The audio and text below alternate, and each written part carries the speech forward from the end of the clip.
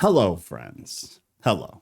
This is going to act as a minor rant, which, if I'm being totally honest, is probably all I'm going to do on this channel anymore outside of our live stream. So if you want to join the Bible study, it's a Sunday night at 6 p.m. Central Time. And if you want to join our podcast where you can come on and actually talk, that's Thursday nights at 6 p.m. Also, make sure to join Discord because that's where all the events are. That's where everybody talks and kind of hangs out. That's really the only thing I'm actually engaged in anymore because I don't really care about social media anymore. So there's a link to Discord down in the description. Make sure you jump in there because it's good stuff. But besides that, rant today, we're going to be talking about dating, marriage, men, women, responsibility, respect, and roles. That's what I want to talk about because I have one guilty pleasure and I've been pretty open about it. I like to watch the Whatever podcast. I do. I just do. I find it so interesting culturally to see what is going on. And now I'm not ignorant to think that the demographic that goes on that podcast is the average person. I'm aware it's not the average person. However, it is a good reflection of what culture is turning into. It's a good representation of what culture has began already to shift into. And it's not good. It's not great. Beyond whatever, there is also another one that most of you who are into any of this stuff will probably know, and that is the Fresh and Fit podcast, right? I like those guys for the most part. There are a lot of things, though, that I dramatically dislike about them and what they teach men of how to be men. In a similar way to Andrew Tate. I have heard a lot of really good stuff from Andrew Tate. However, I've heard an equal amount of advice for men coming from Andrew Tate that is absolutely harmful on both the individual level as well as on the cultural level. So that is where maybe I am somewhat set apart. I have a really hard time like going into a group and then adopting the group's ideology. Anybody of you who know that or who know me know that because I kind of am Christian, but there's so much about Christianity that is just absolute garbage. It's trash, it's lies, and it's built on a foundation of poof, nothing, absolutely nothing. I've gone through seminary. It's my formal education. It's what my degrees are in. And I don't conform to the box. So similarly, within this red pill, blue pill cultural dating space that now for whatever reason is massively popular, I do not fit inside the box. I agree with a lot. I disagree with so much. So this is what I want to talk about. I saw recently, Fresh and Fit were on Steven Crowder's show, Louder with Crowder. I enjoy that show. It's a good show. It's entertaining. I think he's funny. They have what seems to be a good team. I enjoy watching the show. So anyways, Fresh and Fit were on the show, right? And they were talking to Steven and they were having this discussion. Now, I was super happy to hear Steven and his staff kind of push back on Fresh and Fit because Steven and his staff, at least the ones who are on air, are Christian. So there was a difference between what Fresh and Fit, who claim to push conservative traditional values on people, when they were being pushed against by Christians who actually at least espouse to have traditional conservative values. And you were able to see the dramatic difference between the two. There is a dramatic difference between secular traditional conservative values and religious traditional conservative values. And on that show, you were able to see it so clearly. So what I want to talk about is that what is being pushed within this space, this cultural space of these dating podcasts. What is being pushed is that women are promiscuous, would be the nice word. They use other words, are promiscuous, sleep with whoever they want because they have whoever they want. They can pick from hundreds of different men, top tier men, quote unquote, and they're able to get them. Well, why are they able to get them? They're able to get them because men are sexually driven. Women are attention driven. And yes, those are total generalizations, and there are individuals who don't fit inside those boxes. I am one of those people, so I totally understand. I'm not ignorant to that. But in general, women function very positively off of attention. I'm trying to be really careful with my words. Men function very positively off of physical interactions. Men are sexually driven creatures, always have and always will be. Women are attention-driven creatures. They want men's attention. So if these people are dating and women of average aesthetic appearance or of phenomenal aesthetic appearance are able to basically sleep with any man they want. And that makes them feel good. So that's feeding, it's feeding something that is inherently negative, in my opinion, based on my principles and my values. And on the flip side, you have men who are either in one bucket or the other. They're in the bucket of being of some kind of exceptional status, whether that's financial, social status, or aesthetic appearance. And if they're in that bucket, they are able to sleep with many women. Even them, though, are not able to sleep with as many humans, as many people, as even average or aesthetically profound women are able to. Why? Because men are sexually driven, so women can basically sleep with whoever they want to a point. That doesn't flip back and forth. That is one-sided. So exceptional men can get average or exceptional women. Average women can get unexceptional men or exceptional men. Sex. And that's the defining point, not a relationship. Men of exceptional principles and values are not going to be drawn to those types of women. They are not. For sex, they might. For an extended relationship, for a committed relationship, for something that will eventually become marriage, absolutely not. Because men look at those women as if they are worthless. I'm sorry, but that is just the reality. That is the way that they view them in general.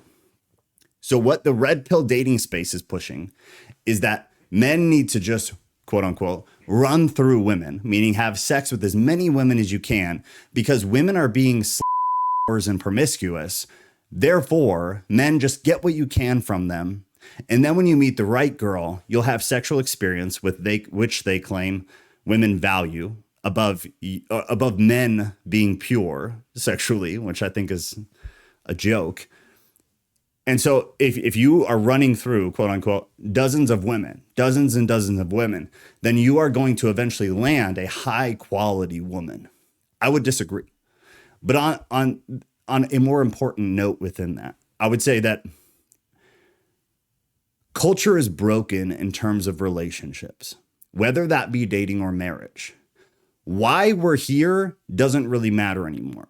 But what we do with it is what really matters at this point. So what I would say, and what really pisses me off about this, is men blame women for why that dynamic is so broken. Women blame men for being the reason that the dynamic is broken as well. So you have these two groups who should be bonding together are pitted against each other. And if you don't think that is on purpose, then you're kind of stupid, in my opinion, and I don't apologize. Don't be dumb.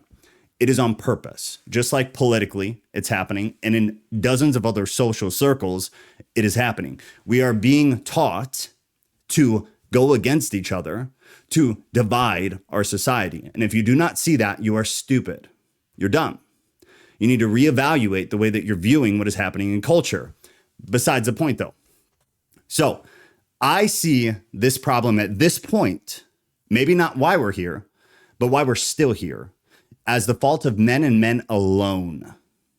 Why? Because I actually adhere to traditional conservative values. Because I actually believe men and women have specific placement and purpose within a relationship and within society. Men getting revenge on women by running through them, quote unquote, sleeping with as many women as they can, as basically payback for women being and promiscuous, and also for not giving certain men the time of day because they're not high status enough or they're not high quality enough.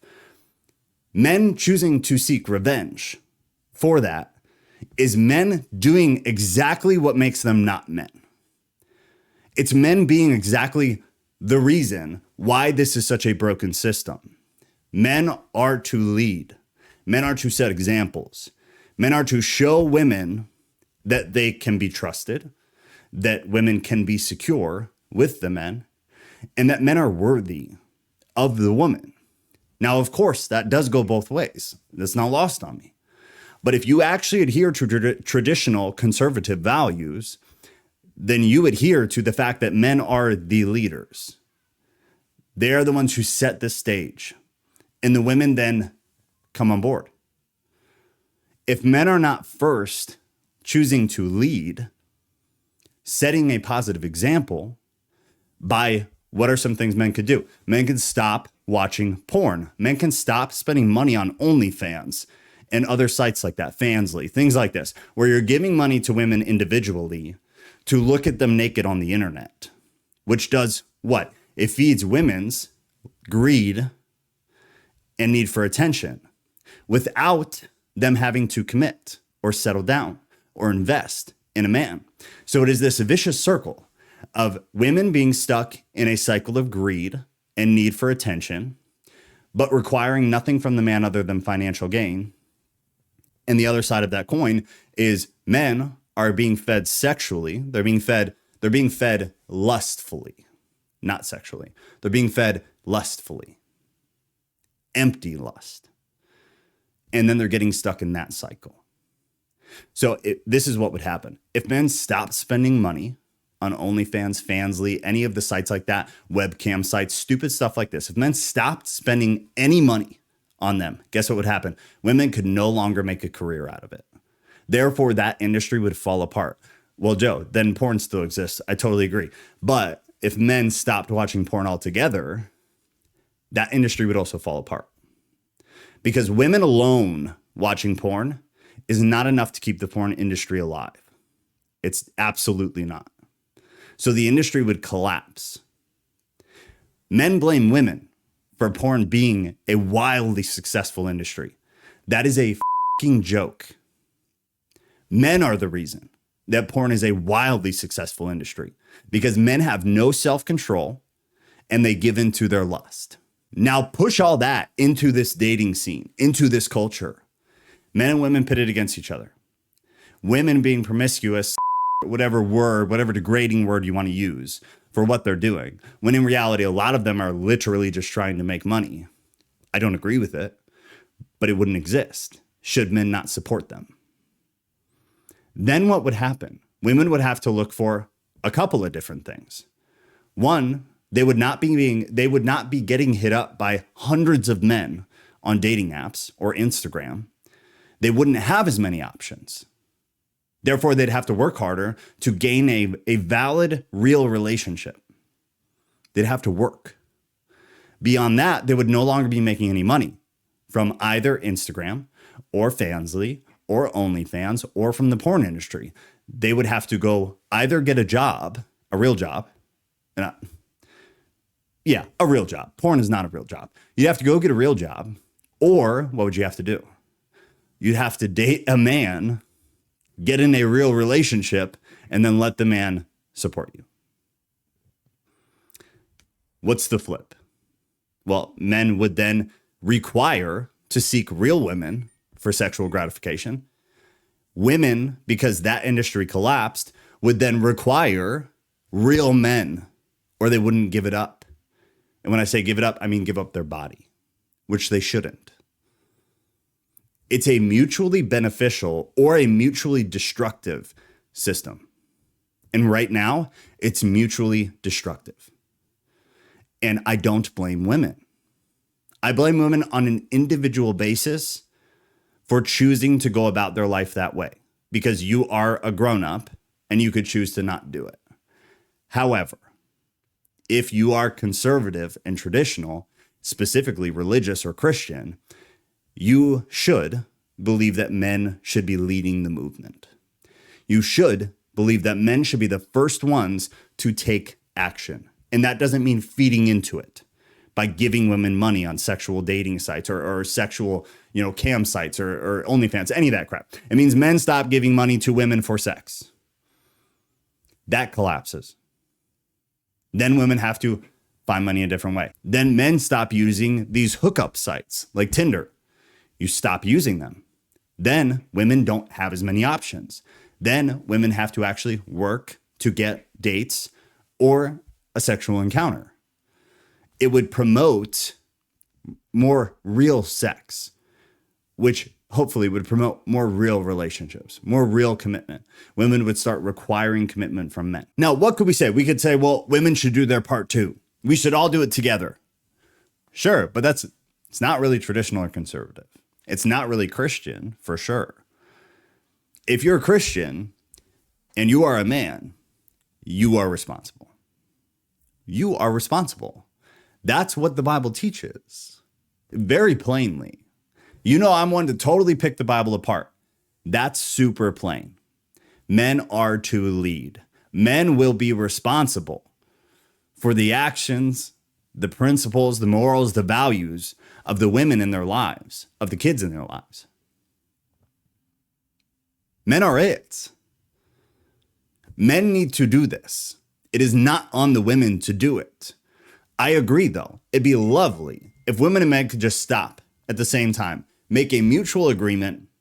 Women stop doing their part, men stop doing their part, and then everybody just go back to what is a functional sexual society, a functional relational society, and everything would be beautiful. I totally agree. However, that is a pipe dream. But if all men decided to start actually acting like men and just outright stopped, no porn, no OnlyFans, no cam sites, no loose dating on Hinge or Tinder, stop giving attention to women who don't deserve it, stop giving dates to women who don't deserve them, and stop giving freaking money to women for sexual favors, whether it be over the internet or in person, and the entire system collapses immediately. If you are a Christian man and you are engaging in any of it, you are at fault. Straight up. And if you are a Christian or a conservative or a traditional man who is supporting this red pill dating bullshit where men should be getting revenge and adopting culture rather than rebelling against culture, you are a part of the problem. You're not solving anything. You're an idiot. You're an awful leader. And God forbid if you are a Christian that says you believe in biblical principles. That's embarrassing. This is on the men. To fix it, to change it, and then to usher in something that actually resembles traditionalism, conservatism. It's on the men. The men who keep blaming the women for why this is messed up are weak-ass men. They're weak-ass men who want to put responsibility on anybody else, anything else but themselves. The men who are still engaging in porn, the men who are literally sending money to women on OnlyFans to see them naked.